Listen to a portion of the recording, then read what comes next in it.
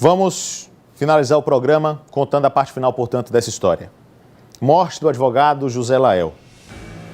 Nós vamos exibir agora um trecho curto do áudio citado pelo advogado da família do Lael e por nós aqui ao longo do programa, de uma conversa da Daniele com a sogra, aproximadamente 20 dias após a morte do Lael. Vamos acompanhar o áudio. Dona Rose, eu dizia... O meu marido que fazia massagem nos meus pés, eu só dormia com cafuné. É muita coisa, não sei não, é muita coisa, não, é muita coisa. Esse conteúdo ele é maior, o advogado já disse, tem 17 minutos, mas qual é o fato? A Daniele disse à mãe do Lael que o marido era perfeito, né? Fazia massagem nela, cafuné para ela poder dormir, e agora diz que o cara é um violentador, né? Como é que o discurso muda assim repentinamente? É isso que questiona os advogados, a própria família do Lael. Eu quero chamar, põe aqui na tela, Brás, para mim, por favor, põe aqui para mim, os trechos desse documento do Ministério Público para que a gente possa passar a palavra novamente ao advogado da família do José Lael. O trecho que nós separamos, pode soltar aqui, do documento do Ministério Público, processo 2013. Vamos ver primeiro o que disse a psicóloga, pode ser? Pode soltando aqui, meu diretor. Daquele documento que foi separado, pode colocando aqui que a gente vai lendo. O que disse a psicóloga? Destaque aqui, por exemplo. Ela traz a informação, é o testemunho da psicóloga no processo, que percebia tremor nas mãos do filho da Daniele, que marcou uma reunião com a mãe, e foi quando a requerida afirmou que a pediatra passou a medicação, pois o mesmo estava com sono agitado, que o nome da medicação foi risperidona, que alertou os riscos dessa medicação e a genitora disse que não ia mais dar essa medicação. E logo após, ela tirou o garoto da escola, tá vendo? Que nesse período houve queda de desempenho da criança na escola, que a criança aparentava estar dopada. Foi o que disse a psicóloga. Processo 2013, a psicóloga falando sobre o primeiro filho da Daniele, como ela tratava e lidava com o filho. Temos mais um trecho, não temos? Pode passar aqui para mim, põe no telão aqui para que eu possa acompanhar. A amiga disse que a requerida lhe falava, a requerida é Daniele, que não era feliz com o requerente. Quem é o requerente? O ex-marido dela, o primeiro marido.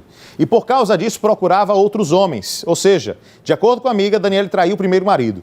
Que acha que a requerida é doente, sexomaníaca. Foi o que disse a amiga da Daniele. Que a requerida nunca deu muita atenção à criança, ao primeiro filho, que deixou de ser amiga da requerida, pois percebeu que a mesma era desequilibrada, que a requerida, Daniele, dava remédios ao filho para ele dormir. Foi o que disse a amiga da Daniele no processo em 2013. Temos mais um trecho. Esse trecho aqui é importante, é o que diz o ex-marido, o primeiro marido, aliás, o marido anterior da Daniele, né? Que no decorrer da relação, a requerida teve um amante, está até marcado aqui. E no pré-caju, inclusive, viajou com seu filho juntamente com seu amante e a babá. Ou seja, Daniele, de acordo com o ex-marido, teria viajado durante o pré-caju com o amante e a babá e o filho. E que a requerida lhe pediu perdão e disse que o amava, que a requerida começou a se relacionar com outro rapaz, um advogado. Ou seja, ele relata aqui mais de uma traição que teria sofrido dela durante a relação. Temos um último trecho aqui e agora... Põe na tela para mim, já é o que o Ministério Público diz. Portanto, no caso em tela, é o Ministério Público dizendo, hein, gente, em 2013, diante do comportamento reprovável da mãe, a qual ministrava medicações antipsicóticas ao filho, para que este pudesse dormir e a mesma descansar, bem como dos maus tratos vividos pelo menor, restou demonstrado por hora que a guarda do infante, do menor, deve ficar com o pai, pessoa que tem demonstrado nítida preocupação com o seu bem-estar, destacando também que a criança nutre estreitos laços de amizade com o irmão. É isso. É o que diz esse documento. Eu vou voltar aqui com o Dr. Maluf, por favor, põe ele aqui na tela. Dr. Maluf, nosso tempo acabou ficando curto, nós temos apenas mais 2 minutos, mas eu não posso deixar de ouvi-lo a respeito do conteúdo desse documento que nós divulgamos aqui.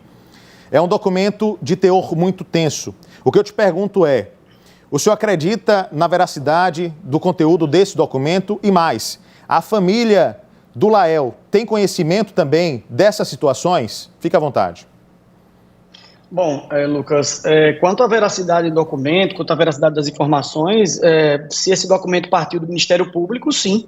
Né? O Ministério Público é um órgão respeitado, é uma instituição sólida, né? tem grandes promotores, né, dentro dos seus quadros. E sim, isso se coaduna exatamente com a postura que com as condutas que estão se apresentando da Daniele, né? Na verdade, para que a gente possa fechar todo esse quebra-cabeça, a gente tem que entender um pouco, né, do que já aconteceu nesse contexto desse relacionamento conturbado e que está se replicando agora. E o que eu vejo é que a grande diferença entre os relacionamentos da Daniele foi o desfecho, né? Porque nesse relacionamento com o José Lael, ele acabou falecendo. Porque até informações de que a Daniele buscava formas de assassinar seu ex-marido, isso chegou ao nosso conhecimento. Isso chegou ao nosso conhecimento, inclusive, nós lemos trechos de algumas denúncias do próprio Ministério Público do Estado de Sergipe, que essas denúncias trazem assim, fatos, mais uma vez, assustadores, né? Inclusive de frases do tipo, se eu fosse você, eu não dormia. Ela já teria dito isso ao seu ex-marido, né? Inclusive, como eu disse, já teria, pelas informações que nós obtivemos, já teria aventado a possibilidade de cometer também um homicídio contra o seu ex-marido. Então, assim, o que eu vejo é uma grande semelhança entre os casos. Falsas acusações de agressão, né? Então, assim, é uma situação muito grave, é uma situação muito perigosa. Não é possível que isso, assim, que uma pessoa consiga se safar de uma acusação tão grave, certo? Com falsas acusações vazias de uma suposta agressão e com a conduta que ela já praticou anteriormente.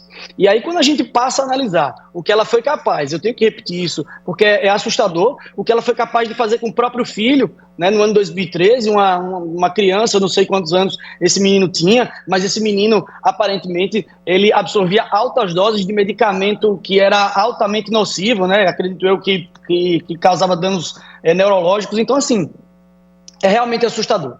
É tudo realmente muito assustador, é tudo realmente muito grave. E isso não pode passar impune. E uma coisa, Lucas, isso é preciso ser dito e que não está sendo dito. O Guilherme também é vítima desse crime. O Guilherme, o filho do Lael, é vítima desse crime. A Daniele podia ter poupado. A Daniele podia ter poupado o Guilherme, ela não poupou. Ela ficou responsável por avisar exatamente o momento em que o Lael saiu de casa. Quando o Lael saiu de casa, o Lael estava acompanhado do seu filho. Daniele, o que Daniele fez? Avisou. Ela deu o sinal de que Lael estaria saindo de casa com o seu filho. E os executores, assim, mataram Lael, assassinaram Lael e aí feriram gravemente o Guilherme. Então o Guilherme também é vítima. Será que o que o Guilherme fez para ser vítima desse crime? O Guilherme também agrediu? O Guilherme também mantinha um relacionamento abusivo com ela? O Guilherme espancava ela? O Guilherme batia ela? O que o Guilherme fazia para ela para merecer ser alvejado? Então, assim, a gente não pode esquecer que isso se trata de um crime de mando, de uma execução. Uma pessoa contratou pistoleiros para executar o seu próprio marido, o pai do seu filho. Estava acompanhado de um jovem de 20 anos de idade que foi alvejado, que hoje vem sofrendo vários problemas, que tem medo, que sofre para sair na rua. A gente não pode deixar de mencionar isso. Então não foi só o Lael que foi vítima desse crime. O Guilherme também foi vítima. Eu agradeço muito a oportunidade de poder estar aqui falando. Eu agradeço demais, me coloco à disposição e eu sei que com o desenrolar das investigações, mais provas irão surgir, mais provas contundentes dessa relação extraconjugal que a Daniele vivia, uma relação com uma pessoa que foi envolvida no fato, uma mulher que está diretamente envolvida no fato, né? E o inquérito, assim, quando for possível, colocar à disposição da população, que será muito interessante, porque trará muitos esclarecimentos sobre esse fato. Doutor Guilherme Maluf, obrigado pela sua presença e participação. A gente volta a conversar em breve, portanto. Muito obrigado.